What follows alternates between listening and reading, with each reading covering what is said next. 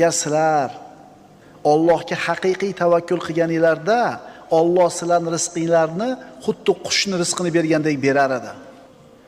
Qush ertalab uchib chiqib ketadi, qorni och, kechki payt albatta qorni to'q keladi. Och qolmas ekan qush, birodarlar. Uni hunari yo'q, do'koni yo'q, sababi yo'q, uchib chiqib ketishinglar bor. Qush albatta qorni to'yib kelar ekan. Agar sizlar chinakamiga haqiqiy tavakkul qila olsanglar, qushni qornini to'yg'izganda to'yg'izadi Alloh deyapti.